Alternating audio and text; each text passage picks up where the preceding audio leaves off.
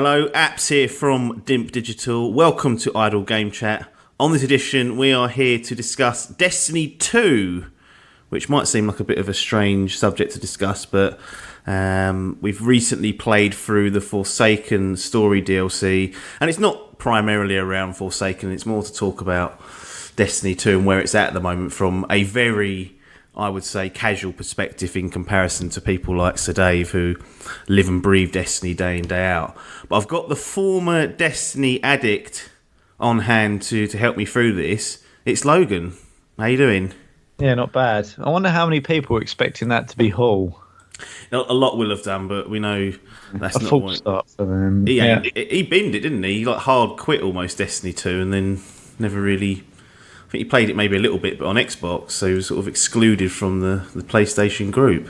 I'm not sure what he was thinking. I genuinely don't know. I think he thought he could strong arm onto Xbox for some reason, and then everyone just went, "Nah, PS4, mate." And he went, "Well, I'm doing it on the Xbox." And then I think he only had a few people to play with, and then he hardcore binned it. But yeah, there we are, still going strong. Yeah, I mean, I said former addict. I think you're not meant to say that because it suggests that the battle's over. So, recovering addict, maybe we should say for you when it comes to the Destiny type things. Because I remember when Destiny, the original, came out, you and Hall in particular were hooked on this. Yeah, it was...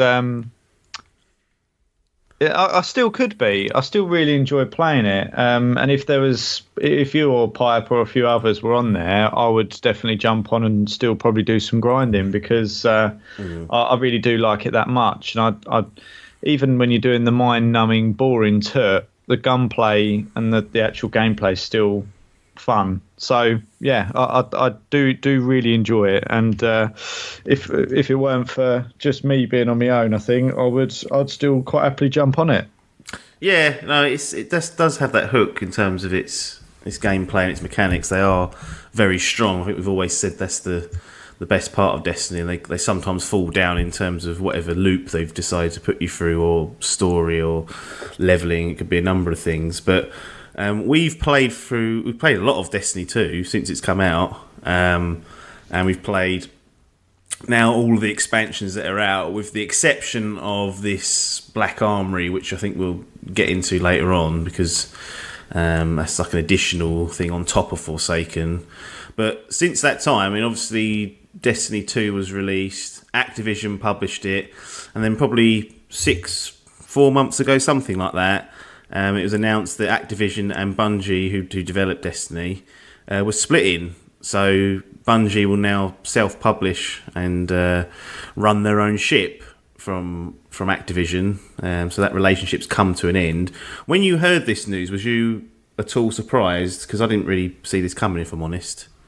Well, yeah, I guess so. I mean, I'll be honest. I'm not the biggest one to pay attention to publishers and the relationships they've got and whatnot. I kind of just give me the games, and I'll be deciding whether they're good or not. I don't know. It doesn't really ever faze me that much. The only time I've ever really looked at it is when the guys Respawn and come along and they went, well, they're the ones that did Modern Warfare and the later good COD games, and you go, right, well, that's got me sniffing. Yeah. So there is something to be paid attention to there, but it's always difficult to understand how much of an impact the publisher has on what the developer is doing. I always got the feel from Destiny that they were just using Activision as a jumping plate, if you like, to get shit done. But Bungie have got so much pedigree anyway, and I imagine, they've had very few that I'm aware of games that haven't kind of met the mark or what you were expecting. Yeah. Probably the later Halo games you look at, but anyway, I think it didn't worry me unduly. I don't know what the reason is behind it, whether it's no doubt money driven, but I still think Bungie will continue to do what they want. I don't know what your perception is, but I don't think Activision was sitting there writing the stories for them. Oh no, they were. That's no great loss anyway.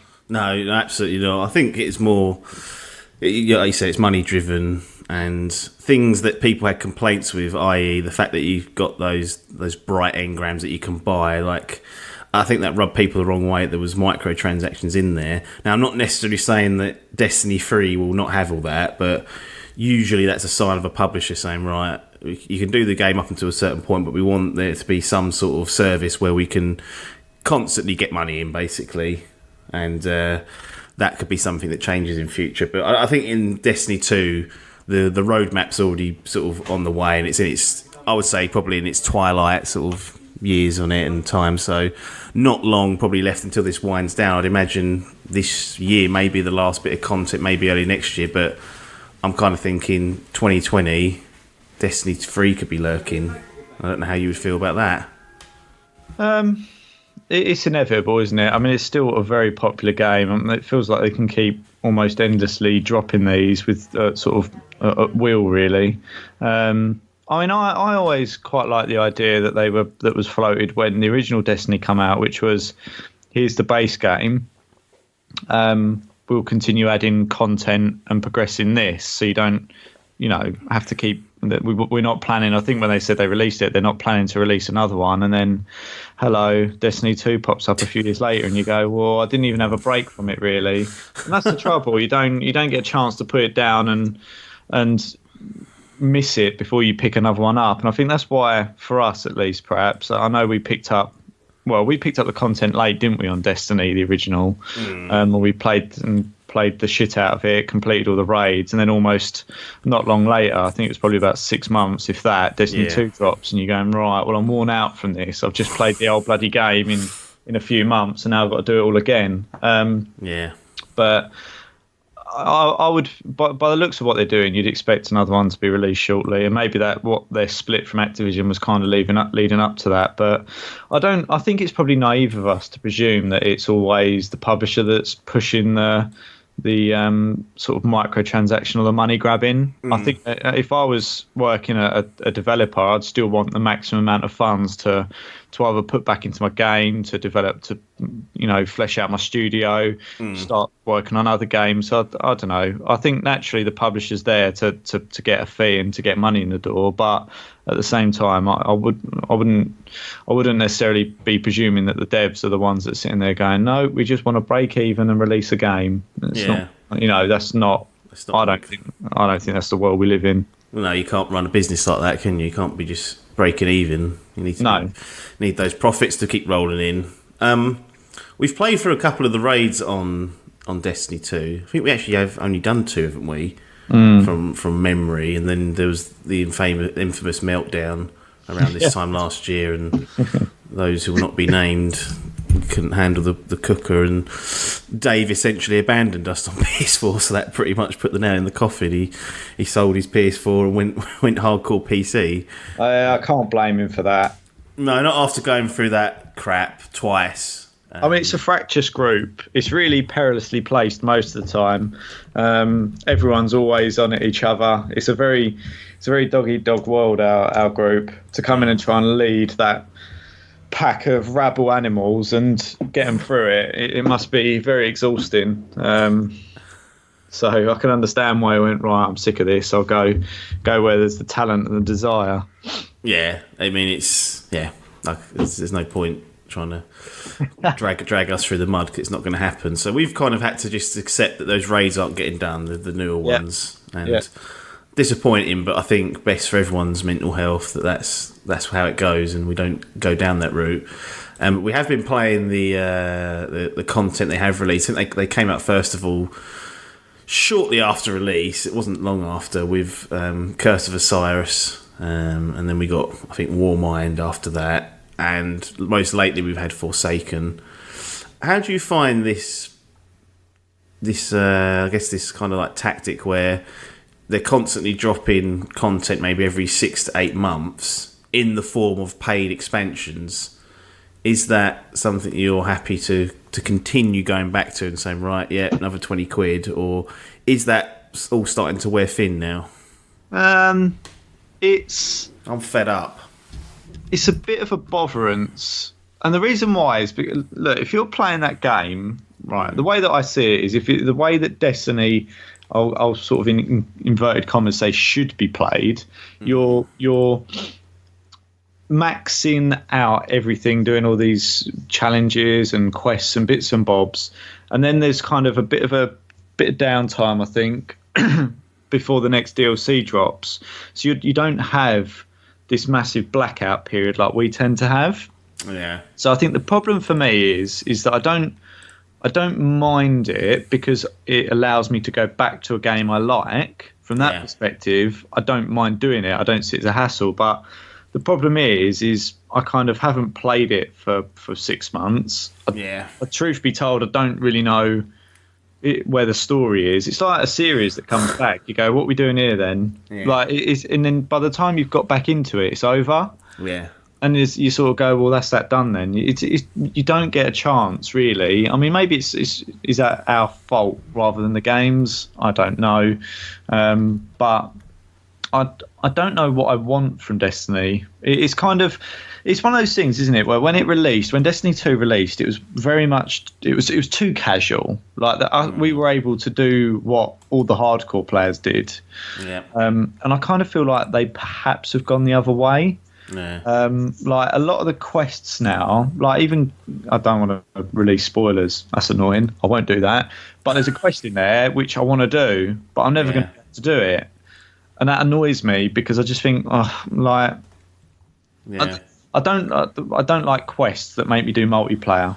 Because if I don't want to be doing that multiplayer, don't force me to. I should be able to still do the quest. Like, not multiplayer isn't for everyone. So I think they're doing some stuff like that, a lot of grindy stuff. But I don't know.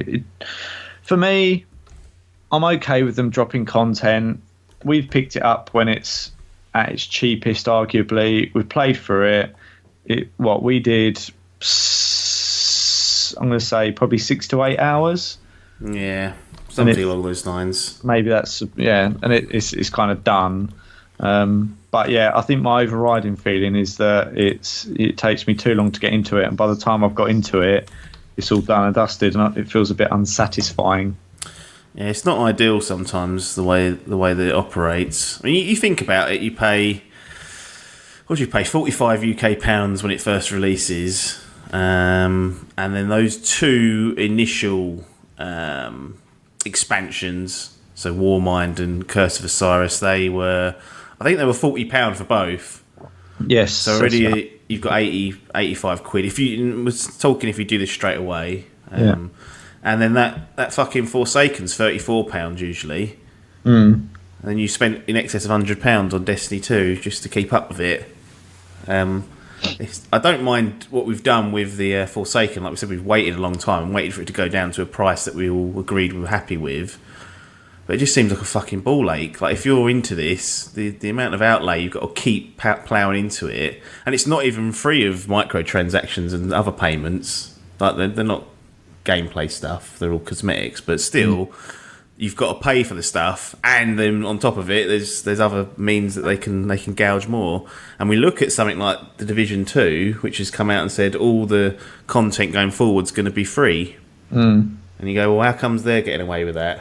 Why aren't Bungie now? Well, like I said, Destiny 2's down that road, but for Destiny 3, if they come out again and say, right, 45 UK pounds, and then 3 months there's another expansion, and then in 3 months there's another expansion, 85 quid for both, I'll be like, no, I ain't having that. Sick of it. Yeah. See, I'm less concerned. I don't know, now I'm less concerned these days about financial outlay, because I don't really buy that many games. Yeah. Like, I'm not one to go out and buy every AAA title and pick up some minor indie ones and stuff like that and have a backlog of 10 games to play. Like, I don't do that. So the select games that I do enjoy playing, like Destiny, I've never looked at it and gone, I'm putting too much money in that. And actually, the fact that they spread out the cost over, I mean, I don't know. The thing is, I don't know how you gauge value for money. Because if you wanted that content and you spent 40 hours grinding on it, and that's what you enjoyed doing, is that the worst thing in the world? But from our perspective, or from yours, you're sitting there going, well, all I want to do is play the story, really. So that's a lot of money for the story. And you could probably argue it is, but I don't know. I struggle with Destiny in my head as to whether it's good value or not. And Yeah. the problem is, right, is that, I mean, I don't know whether it's the right comparison, is that if you bought a new car and you went and got a Dacia, you know, they're selling it and they're going, we can have the top of range model for 12 grand. If you go to a BMW, they're going, well, if you want this BMW, it's going to cost you 40 grand. And then if you want us to put some mats in it, that's another 100 quid. And do you know what I mean? Just because one isn't doing it, if you don't like it, go and not play it. Don't do it. Like, I don't know. It's comparing apples and pears, really. Obviously, if the Division want to do that and that's kind of their prerogative, then that's great for gamers. Like, I'll take it all day long. Give me stuff for free and I'll play it. Like, I'm not against that. But at the same time, if you've got a developer sitting there putting hours in, however it is, developing a game for you, we paid, 20 quid for the DLC. Yeah. You know, that's not breaking my bank, is it? But I take your point in as much as, you know, you're dropping me content and you're basically fleecing me. But that's kind of the Destiny model. Yeah. It's always Hearthstone love it. They do that all the time. Yeah, but the difference with that is it's free to play to start with. So you don't have that initial outlay. And they're kind of caught between two models, aren't they? They're caught between, obviously it's an ongoing game, so they want to make money where they can with microtransactions. They want to be able to release a game as well, like a full retail game every 3 years or whatever the time scale is. And they also want to release these extra bits of content, which in reality, I think Warmind and Curse of Osiris were a fucking disgrace when it came to the content they provided. Yeah, they were, yeah. Same as Destiny 1, wasn't it? Was it House of Wolves and something else? Those first two were garbage, and then the Taken King come along, and I was like, right, that's better. Yeah. It's the same here, Forsaken. Yeah. Like the third expansion seems to be, I was like, right, that's not too bad. I quite enjoyed that. They told a really simplistic story, but it was something that you could easily, follow, and wasn't all this, there's all bullshit that goes on in this franchise that you can't keep up with. Yeah. But yeah, they seem like they're stuck in all sorts of models. I don't know whether that was Activision meddling, but my view is that Destiny 3, whenever that's announced and comes out, that's the last chance saloon for Bungie. After that, if they continue, it could get dropped eventually, just at base game level. I ain't having it. It's so difficult. I don't know. Dave's sitting there pulling his hair out. I'd like to be sitting here, right, and say, I'd like to sit here and say I wouldn't do it until later on, but when that drops, or if it did drop, I would be hyped and excited to play it. I don't think I could just leave it sitting there. Yeah. Put it this way, right? Would I rather have some enjoyment and play a game early, and it might cost me 40 quid in the long run? Yeah, I probably would. Like, the savings over that year's time, if you wait, you're probably saving yourself 40, 50 quid. Is it really... Could buy Spider-Man with that. Well, yeah, but I don't know. I think it's just because I buy so few games a year, I'm not really sitting here too worried about it. You're waiting for that Spider-Man to drop in price. Yeah. How's that getting passed over? Because it's not Destiny, is it? This is the thing. Thank God. No, I know, but Spider-Man, I know that once I've played that, it's done. New Game Plus. And I know for a fact I ain't doing the DLC on that. So I've gone, right, well, I know that's coming down. But if I'd have been really excited my point is, if I'd have been really excited for Spider-Man, which I wasn't that fussed about it, I'd just have paid the money like you did up front and got it. And it's the same for me with Destiny, is I love playing this game. So I don't mind buying stuff and putting money into it because I get enjoyment out of it. It's less of a concern. I'm not sitting there going, well, I've only got £25 left in my bank account this month. I need to wait for it to get to that point. It's not like that. So I don't know. I don't think it is like that for a lot of people. But you do in your head.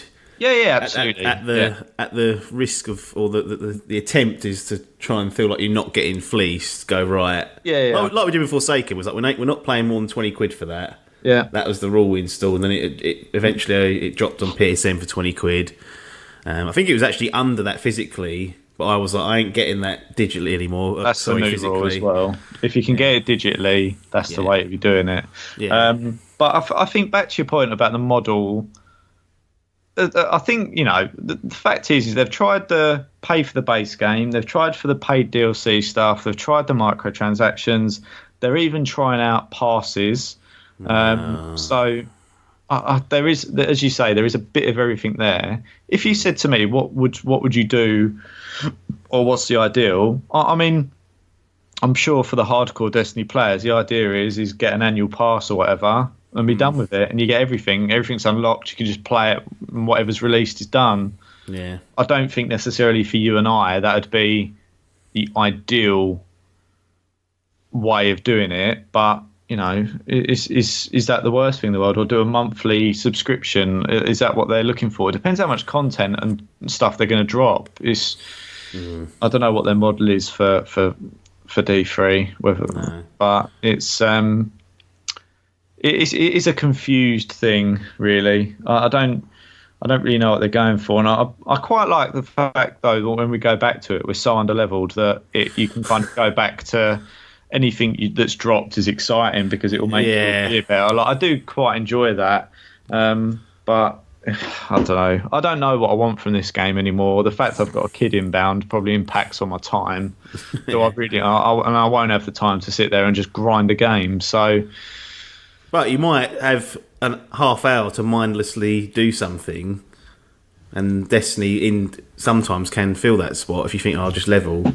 I'd never want to sit here again and play this game on my own, just doing strike playlist. Well, that's what I was going to ask you, because now that and we will get onto Forsaken in a little bit, but now that we've done that, I doubt I want to give that Gambit mode a go, to be honest. But I don't know if Paper's up for that. We'll see how that pans out. It seemed quite quick to bin it off, didn't he? Yeah. He was very unmotivated for it. Well, we'd finished the campaign, then for some reason it took 40 minutes to finish it properly and get through all the shit of talking to people, so no one was up for playing anymore for that. But it is a game that relies on other players that you either know, or if you're happy just to jump into fucking, I can't remember what the online's called now, the multiplayer. What's it bloody called? Crucible, that's it. Jump into that. But because for all intents and purposes, unless there's another Forsaken-like content drop, I ain't going to go back to it. And withholding Gambit, I said, well, one session wonder, I'm happy to do on that. But is that the end of Destiny 2, unless they do something in terms of content for you? Probably. I in my head, because we've got no raid to aim for in terms of level, have we? No. Because previously that's what we'd go on and do. Go, right, we're going to do the raid in a week or two. Let's go on there and level, and that was like a task. Yeah. We've done some leveling for Forsaken, because during the campaign you have to level to. You don't have to level, but the recommended levels were higher than what we were. Yeah. And like you said, we was in that honeymoon stage where anything that drops was higher than what we got, so it wasn't grinding milestones or doing silly things like that. It was just doing those world events or other bits. Yeah. But we had a goal to get to. Now that goal is removed, it's kind of the whole crux of the game falls apart for us, doesn't it? Yeah, I guess so. I mean, as I say, it's bothering me in the back of my head that quest isn't done. I don't know why. Like, I don't feel like I haven't got closure from it. Like, I would like to go back and do it, but at the same time, I'm not doing it on my own. Like, I have zero interest in doing that, so I'd only do it if someone else was there coming along the journey. And I think that's the problem for it, is that I don't have the motivation to grind it myself. And the thing is, I think when you're away for something for so long, and you think, have I got the required ability to do it by myself, or I don't know. There's, as you say, there's very little to aim for. Yeah, it's tricky, and those quests. So there's a quest that you unlock post game, and from experience of trying to get those quests, and you're normally rewarded with an item or a gun. I think previously I've done one for. I think there's one called the Rat or something like that. I did for a raid. I can't remember now. Yeah. But those, you think, it's just do X and then I'll get it. It's actually do about 8 different goose chase, goose chases, and they really do wind me up. when all you want is just the end product, it's hours, isn't it? It's not even easy. It's genuinely like 5 hours in some of them you have to spend to get all the stuff, and if you're doing online, you're at the mercy of others helping you out.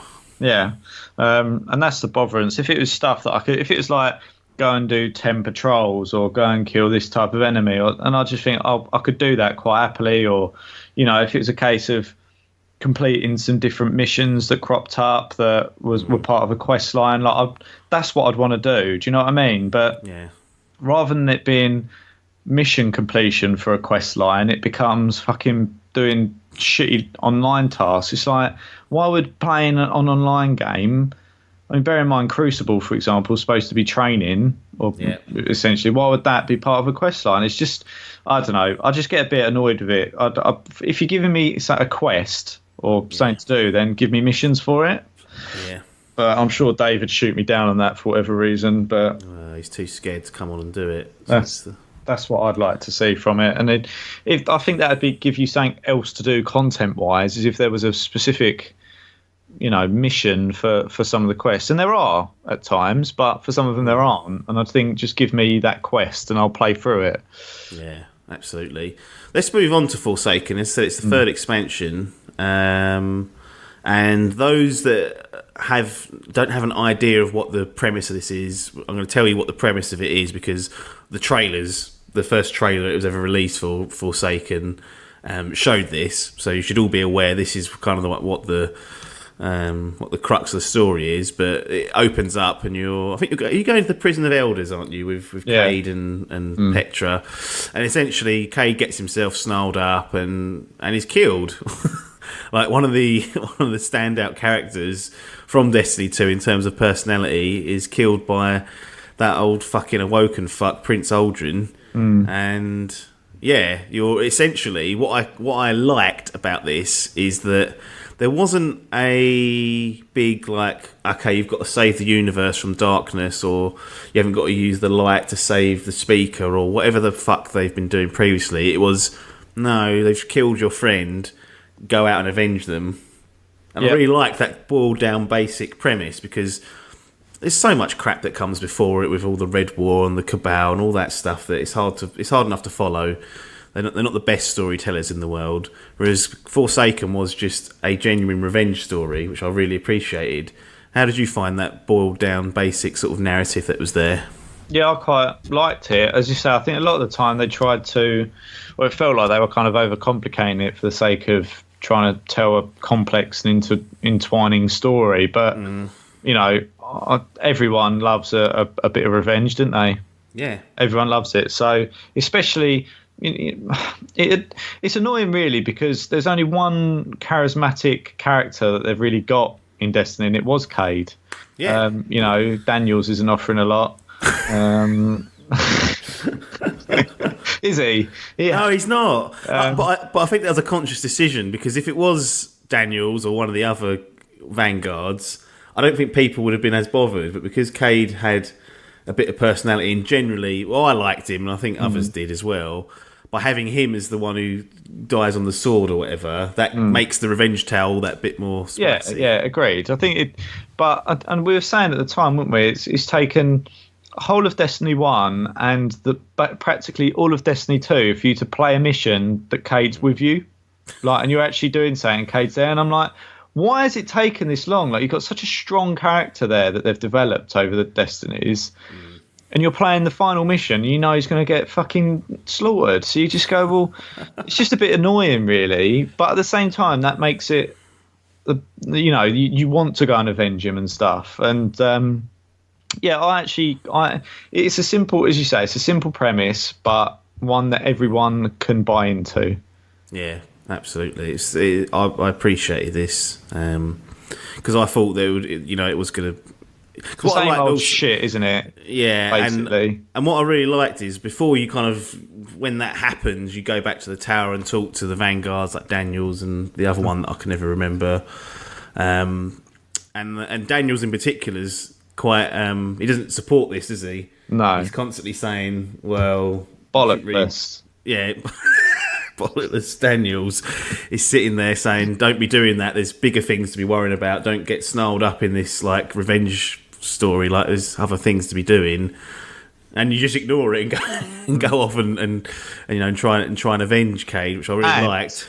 The first fucking thing that they introduced, or that I can remember him introducing, you've actually got a voice, so you're no longer bollockless. Yeah, I mean, what a weird time to introduce that your character, your guardian, that you may have been playing with now for 2 games and a half, almost. I've reset. I went for a clean break, and I'll do that with free, provided that the narrative allows that to be an option. I don't want it saying, "Oh, do you remember when you saved fucking X, Y, and Z in Destiny 1? I'll be like, "No, it weren't them, was it?" I don't think there's been any real clean link between Destiny 1 and Destiny 2, has there? No, they don't. I don't think so. I think in the early goings, Daniels kind of mentions that someone over the comm says you need to get that Guardian that you were talking about. Yeah. And considering in Destiny 1 you saved the world probably 3 times, I think you'd get a bit of more praise than that. Just that Guardian that you've been praising, like it felt like you'd be like having like a title almost. The Saviour. Go and get the Guardian, Lord King Guardian. But he's talking to you like he's talking to you like you're just some sort of fucking rookie, and it's like, well, hang on. Save the world, not long. Save the world. Several times. That fucking Crota cunt had to go and get him. But it was a good tale, and just to set it up, there was essentially you've got you want to hunt down Aldrin, and he's got like henchmen, isn't he? I think they're called barons, and there's 7 or whatever it is, 6 or 7 of those, and that's the crux of the game is you have these missions that pop up of a reasonably high sort of power level, and then you level up, go and take a Baron out, and slowly sort of take away his inner circle until you can hopefully reach Aldrin and avenge Cade. But yeah, I appreciated that back to basics approach. There's a few little bits in there that they try and make it a little bit complicated, but the overall DNA of it I was pleased with. I wasn't expecting that. Like I said, there's been so much wheeled out over the time, and I know we don't go to Destiny for those stories, but it helps when you want to actually complete the missions and have like a stake in what you're doing. Still though, why suddenly has your Guardian got a voice? I don't know if anyone can answer that question. And you don't even say a lot. It's about 6 lines. Yeah, it's not it's not huge, is it? I mean, we were talking about the split from Activision, and maybe they've finally released some budget for a new voice actor. I don't know, but it was just unexpected, and you just go, it's so unexpected. It just seems weird. You just go, well, it felt a little bit out of place. I know a lot of people have moaned saying, "Oh, your character doesn't talk" and all that, and it's like, yeah, I know it's a bit crap, but now they've done it, I'm a bit like, nah, it's better when they didn't. Yeah, when she didn't say anything. It's like it was like a weirdness that made it fine. Like you sort of just accepted it and just went. He just looks around or whatever. Yeah. And then, as I say, out of nowhere, he just says something, and like I can't remember what he says, but it's just so like crap. Yeah. And I was like, I've waited 2 games for you to say that. Like, why bother? Yeah. But yeah, I thought it was okay story wise. I bought into it, and yeah, I was out for revenge. Yeah. So I mentioned at the top of the show, we've come at this from a completely casual perspective. We've not been playing the game constantly. I don't really understand. They've changed the infusion mechanism and things like that, and that was a bit of a botherance because we had to sort of start using new guns and gear. I like to keep my old perks, but didn't have enough of the resource. Legendary cores, I think they were called, in order to do that. But when we finished the expansion, at the end, you go and talk to everyone. When they spoke to fucking Daniels, whoever it was, and it unlocked like some post-game sort of strikes and bits and pieces like that. But there was one thing that kind of looked like it was going to activate potentially a new small quest line, and it was called the Black Armory. So it opened up a new area in the tower, and we went in there, had a little word with the woman. She was like, it seemed like it was almost like a munitions type area where you're going to be rewarded with new gear, like unique gear that's high power or whatever.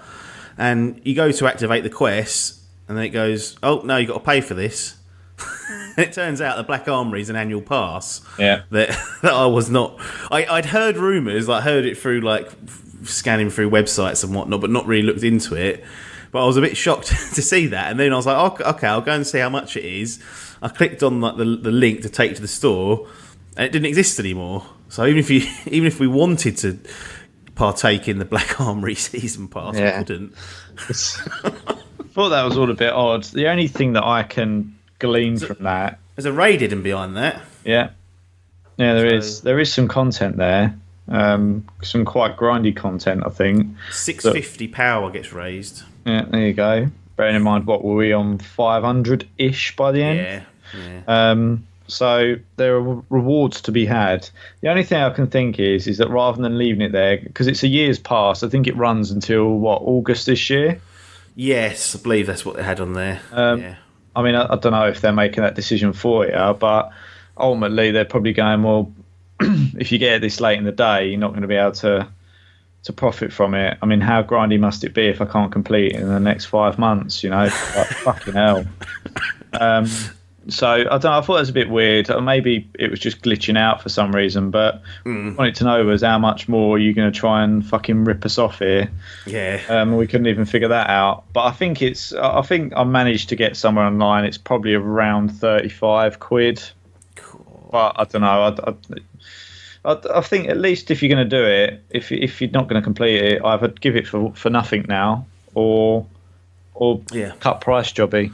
Yeah, I mean, I know they were bundling Forsaken with an annual pass. It was basically called like the Forsaken annual pass. Right. So that had the Black Armory stuff in it. But I think by the time we got it, there was no option to do that because when you run these time things like annual passes, I suppose. Well, to be honest, if you're stupid enough to buy it September, the month before it ends, at £35, that's your own fault. But I can see why they don't want to deal with people that have done that. Yeah, they'd just get ripped apart, wouldn't they? Going, oh, money grabbers. Yeah, like you say, it could be that it's glitched out, and actually we could have bought it if not that I was ever considering it. I was just interested to know what was going on. But there's also part of this annual pass. You get Black Armory, which you've mentioned. There's something coming in spring called Joker's Wild, and then something called Penumbra coming summer 2019. And I wonder whether that's going to replace the traditional model of Forsaken, Curse of Osiris, that sort of thing, and they're just going to go down a yearly route. Like you mentioned kind of earlier, didn't you? You said maybe you pay like a year's pass and you just get the content for the next 12 months. Yeah, I don't necessarily think it's the worst thing to do. At least you know where you stand then. I'd probably be sniffing. It's just a risky business, isn't it? Because if you don't play it, you don't get your money's worth. No, yeah, that is always the stinker. And because it seems, I don't know if it is timed, but I can't see it's going to go away. Maybe the annual pass just gives you the content that's between that time period. Yeah, mate. I can't see it expiring. That would seem like a stupid way to do it. I'm sure Dave will be typing away in the group saying no, he doesn't do that. So didn't do our research. We didn't deserve the research. Look, we don't come in here to talk facts. No, that's true. It's all opinions that are ill-informed. That's what we're after. So we go into later on this year. Destiny go right in March 2020. There's going to be a new not single player. There's going to be a new expansion coming out called The King Called Forsaken or something like that. Yeah. It's coming in March. Yeah. It starts off at 35 UK pounds.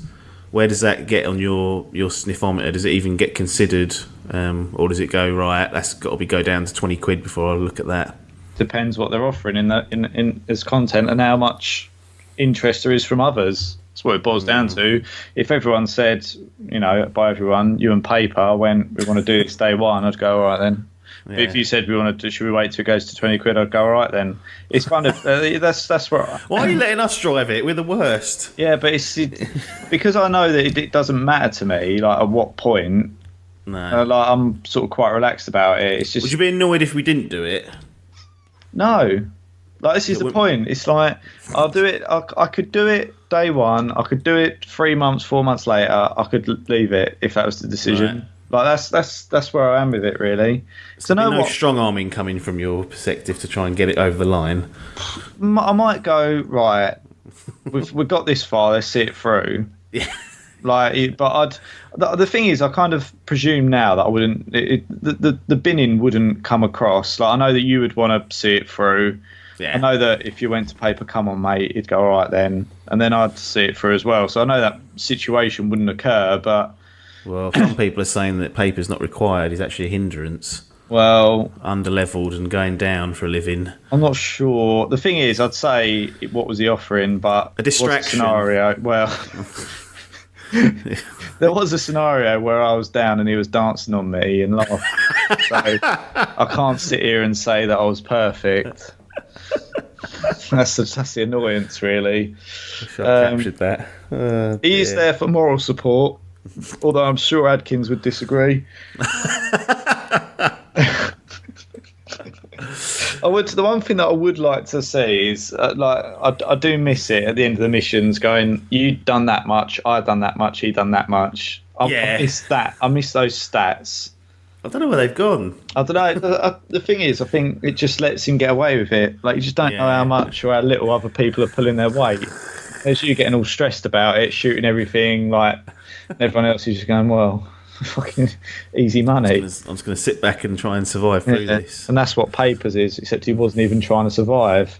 Like going up to stuff and just fucking getting shot. And I'm like, why are you not behind cover? He was like, well, there wasn't any. And I'm like, well, find some. There's plenty around.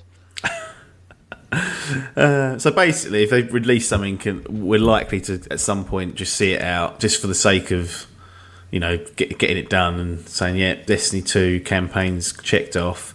Yeah, I think so. We don't seem to have that same desire to do their annual pass though, but I think they're a little bit more. There's not really a campaign there as such. I think it's very light touch, and it's just new modes or. I think that's going to be quests and bits and bobs, isn't it? It's going to give you, from what I've read, it's basically a series of grindy, probably irritatingly numbing quests, and I just think we don't. That's not what we're about at this stage. No, but it does speak to the versatility of Destiny 2. Yeah. It can cater for that audience that want to do that, but also. For the lightweights like us that just want to play something and then put it down after 3 sessions. Yeah, it's not the worst thing in the world.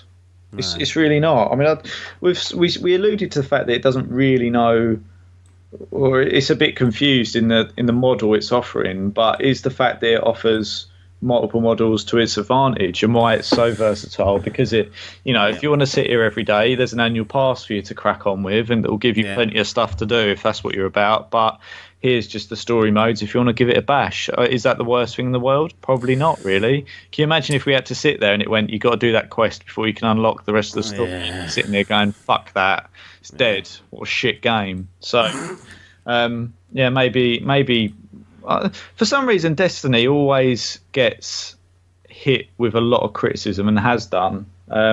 But you could probably argue for pounds versus hours. I think that's how we do it, isn't it? It's pretty. It can be pretty strong on that front. Yeah, depending on what you're doing. I mean, I'll always say that you are doing a lot of the same stuff. Yeah, absolutely. So it depends. But if you're enjoying that time, then that's fine. I look at there's other games out there that do more unique stuff but they're not endless. They're not no game's endless really. So, I think. Having invented a bit, the versatility does lend itself to all sorts of different players, and I think that's where they have been successful, is engaging with different audiences and retaining those that want to play it, and then bringing back those that perhaps drop it and leave it. And there's no harm in doing it that way. They're still getting a bit of money from us, and we're still having a couple of sessions to play multiplayer and putting off the inevitable steep one-session wonder that you are happy to be a part of at some point. No, I don't know why that's... Honestly, it's just... There's a reason why they were giving it away for fuck all. That's all. It's either that or Portal Knights. They're not ideal, either of them.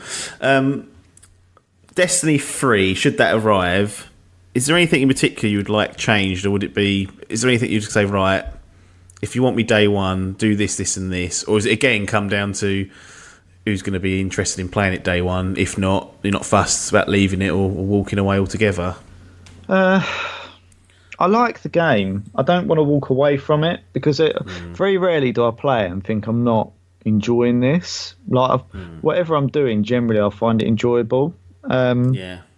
Other those raids, they're stressful, but it's a different kind of stress. But I what do I want from it?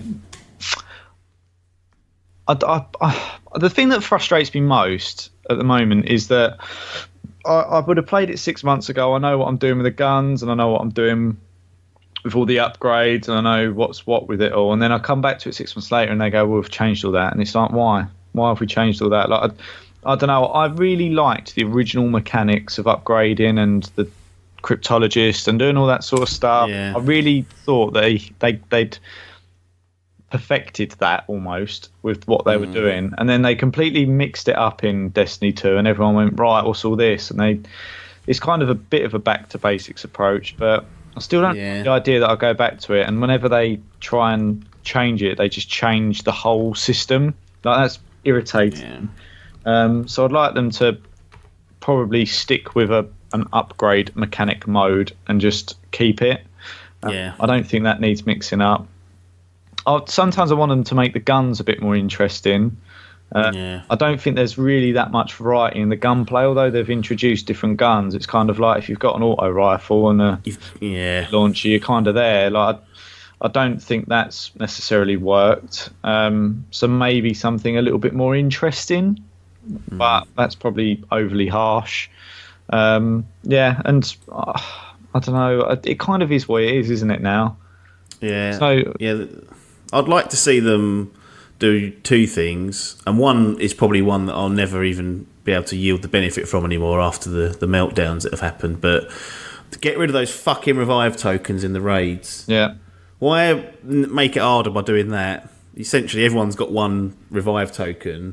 So if what is it, 6 of us? If 6 of you go down, you can't revive anymore, and then you can fail based on someone being down. So the first one wasn't like that. You could just revive people as and when you needed to. There wasn't like a pressure or like a currency almost that you spend each round. So get rid of that. It was just, to me, felt like a unnecessary difficulty spike. And like I said, we're probably never going to touch the raids again, so I'll never benefit if they do that.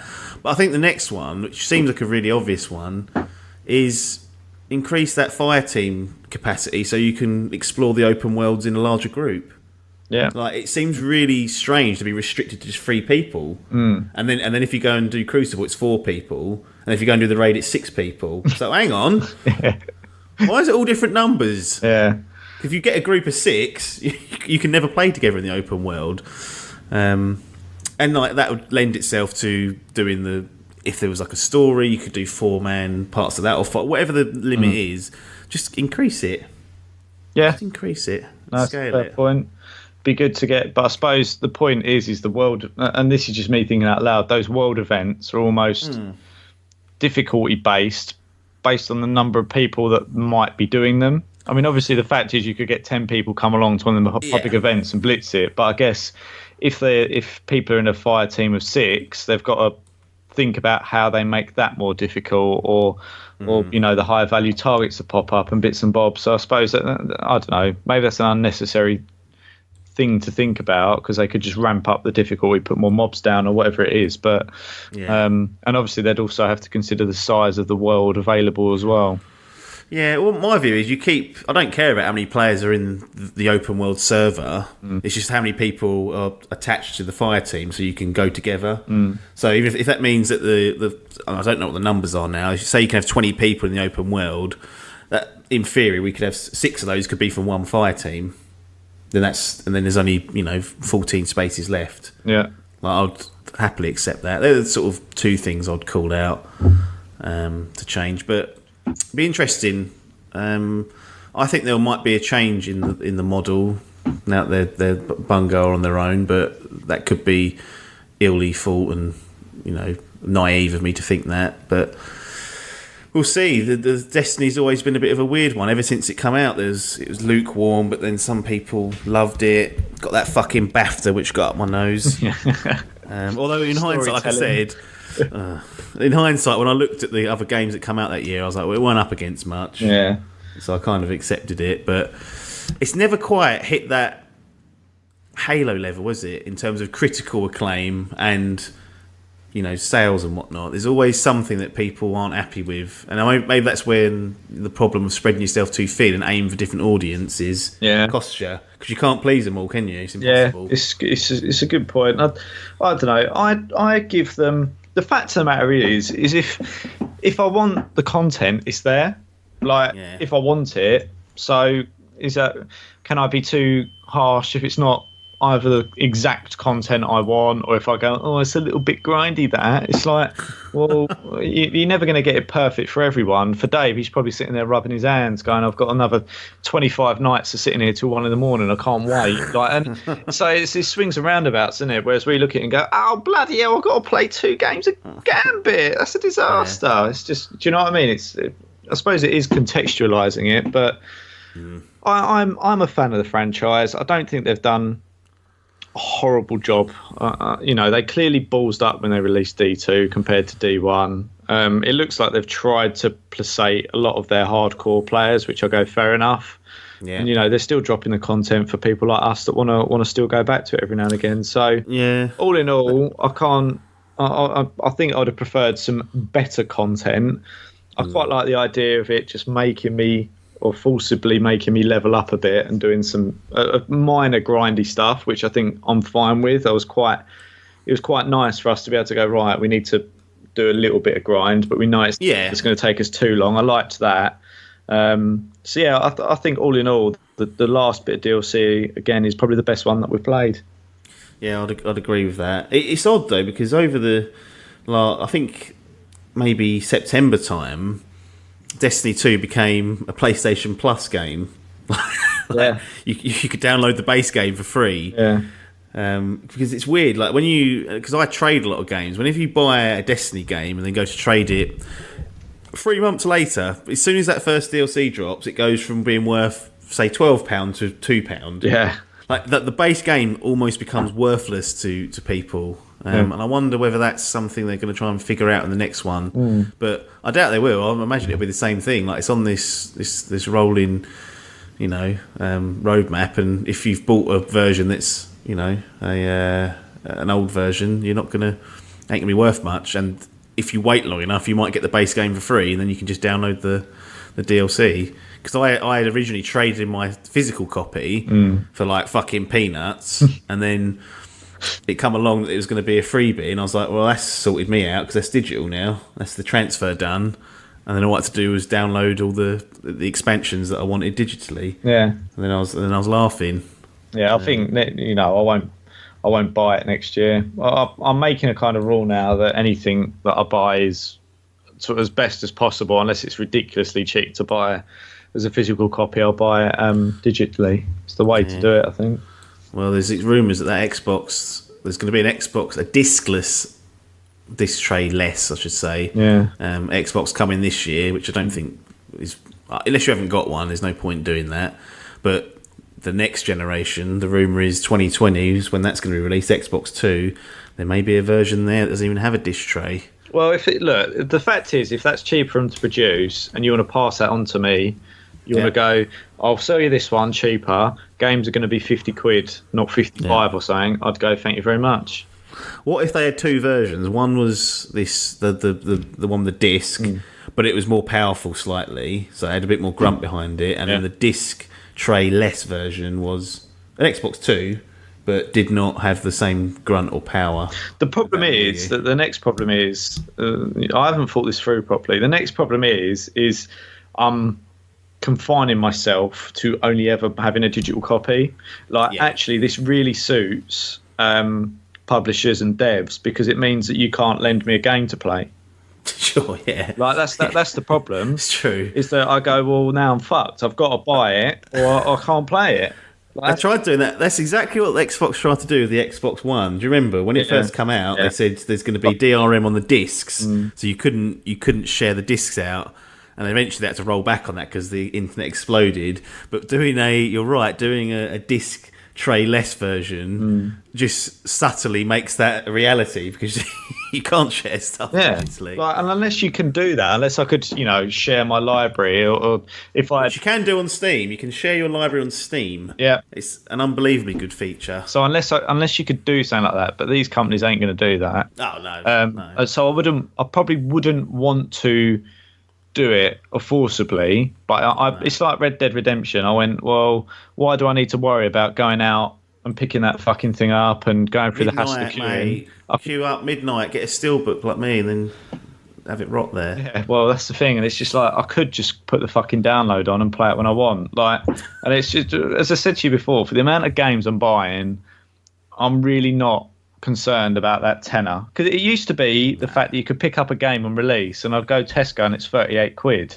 Yeah, like, and that made it worthwhile doing that, because I go, well, I've got it cheaper considerably than download, which is 54.99 or whatever. But now you're paying 49 quid or whatever on release, or 48 quid most of the time. Yeah, and it's 55 quid to download, and I go, for the sake of the $5 or whatever it is, I'll just getting fucking gobbled up travelling down the Tesco to get it. Yeah, like, so I might as well just download it and be done with it, and then I don't have to worry about a game clogging up somewhere on my shelf. Like, that's the way I'm seeing it anyway. Yeah. Well, we'll see what happens in the future of Xbox and also the future of Destiny. Apologies to all the hardcores about all the facts we got wrong and all the misconceptions, and I'm sure you're going to tell us about how wrong we are, but that's life. Yeah, we're the... bloody hell, I've forgotten his name. That geezer on TalkSport that spouts bollocks at Biff 8s. Oh, fuck yeah. Adrian Durham. We are the Adrian Durham of gaming. So deal with it. All right, Logan, thanks for your time. We'll catch up soon. Everyone else, as usual, find us in the subscription of your podcast app, or if you're watching on YouTube, you can subscribe to our channel and you'll be notified when we drop all new content. But nothing more for us to say apart from thanks for your time and ta-da.